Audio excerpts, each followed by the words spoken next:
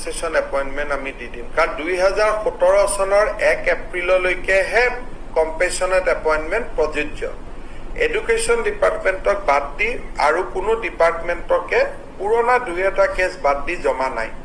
গতিকে সেইখিনি ডাইৰেক্ট মিনিষ্টাৰে দি দিব বুলি মই কৈ দিছো যে এছএলএসি নালাগে আৰু কাৰণ কেইটামান কেছে বাকি আছে 15 আগষ্টৰ ভিতৰত এডুকেশনে এপয়েন্টমেন্টখিনি দি দিব পাৰিলে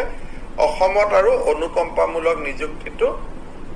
90% নোহোৱা হৈ যাব 10% একা দুকা কেছ থাকিব এখিনি আমি চাই দিম কাৰণ 17 চনৰ পিছত কোনোবা মৃত্যু হলে পৰিয়ালটোৱে কৰ্মচাৰীজনৰ পূৰ্ণ দৰমহা পাই থাকে কম্পেনসেশন এপয়েন্টমেন্টৰ নিয়ম আৰু এতিয়া নাই 15 আগষ্টৰ ভিতৰত গুটে পেন্ডিং কম্পেনসেশন এপয়েন্টমেন্ট আমি দি দিম কাৰণ 2017 চনৰ 1 এপ্ৰিললৈকেহে কম্পেনসেশন এপয়েন্টমেন্ট প্ৰযোজ্য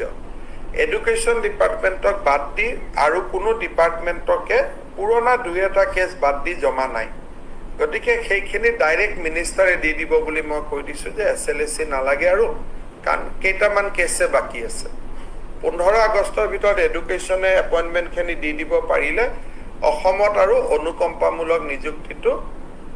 90% নোহোৱা হৈ যাব 10% একা দুকা কেছ থাকিব এখিনি আমি চাই দিম কাৰণ 17 চনৰ পিছত কোনোবা মৃত্যু হলে পৰিয়ালটোৱে